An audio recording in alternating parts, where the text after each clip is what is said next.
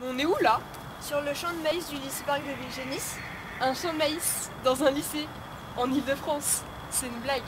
Non, non, c'est très sérieux. Le 20 mai 2014, les élèves de l'atelier scientifique ont semé du maïs. Quoi faire? Tout a commencé il y a quelques mois. Pourquoi avons-nous peur des OGM? Peut-être parce qu'ils sont dangereux pour la santé ou qu'on ne connaît pas leurs actions sur l'environnement. Des actions sur l'environnement? Quel type d'action? Par exemple, un champ de maïs OGM pourrait en contaminer un autre, non OGM. Comment est-on sûr qu'un champ peut en contaminer un autre? On ne peut pas planter d'OGM en France, mais on peut voir si un champ peut en contaminer un autre. Comment? Facile, on plante du maïs jaune dont le fruit a un allèle dominant et du maïs blanc dont l'allèle est récessif. On verra directement la contamination. Comment positionnera-t-on les blancs par rapport au jaune? On les positionnera de part et d'autre du jaune. En plus, le vent étant du sud-ouest vers le nord-est, notre champ sera bien orienté. Pourquoi uniquement à gauche? Pourquoi pas tout autour? Malheureusement, nous n'avons pas la place. Après cette discussion, nous avons mis en place le protocole. Voici les images. Nous avons durement travaillé.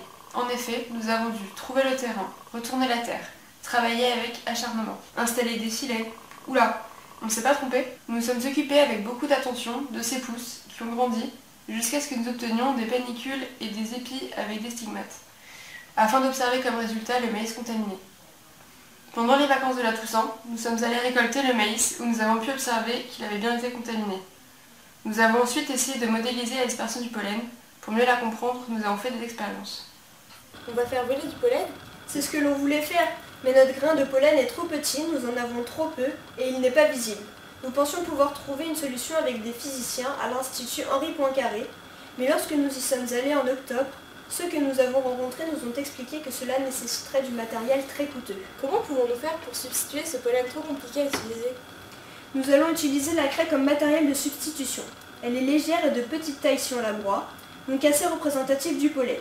Elle est également colorée et donc facilement détectable avec notre caméra.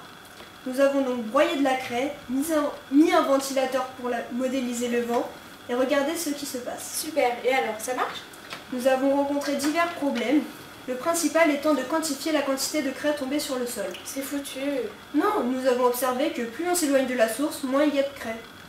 Et vous, avez-vous trouvé un matériau qui se comporte de façon comparable au pollen lorsqu'il y a du vent pour savoir comment vole notre pollen? Nous avons choisi d'utiliser des billes de polystyrène, 10 fois plus grosses, mais d'une masse semblable à celle du pollen. D'après nos lectures, leur comportement se ressemble. Nous avons utilisé un ventilateur pour modéliser le vent et nous avons étalé une bâche par terre pour récupérer le polystyrène. Nous avions 530 billes et avons réalisé 3 expériences pour 3 vitesses de vent différentes, sur le même principe que celui de la craie. Nous avons compté le nombre de billes tombées tous les 20 cm à chaque expérience. En regardant la vidéo, nous avons remarqué la trajectoire suivante. Les billes sont lâchées, emportées par le vent, puis, lorsqu'il n'y a plus de vent, tombent en faisant une parabole. Voici les résultats obtenus. Nous observons qu'aucune ne tombe au pied de la plante, mais plus il y a de vent, plus la dispersion est importante. On essaie de comprendre comment volent les grains de pollen en utilisant de la physique. Dans un premier temps, nous avons estimé puis simulé une approche simple de la trajectoire du grain de pollen en tenant compte de sa masse et de sa vitesse en fonction du temps, ce qui nous donne une parabole. Nous nous sommes rendus compte que l'on ne peut pas ignorer les forces de frottement. Nous avons supposé que le vent souffle horizontalement et régulièrement. Notre grain étant sphérique, la portance est donc nulle.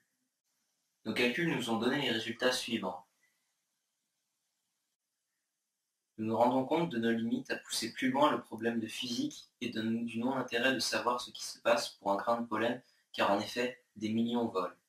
Nous avons pris les résultats d'une thèse indiquant la quantité de pollen à une distance de la source.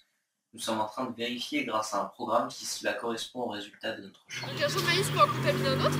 Oui, nous l'avons modélisé puis vérifié avec notre champ. Yeah!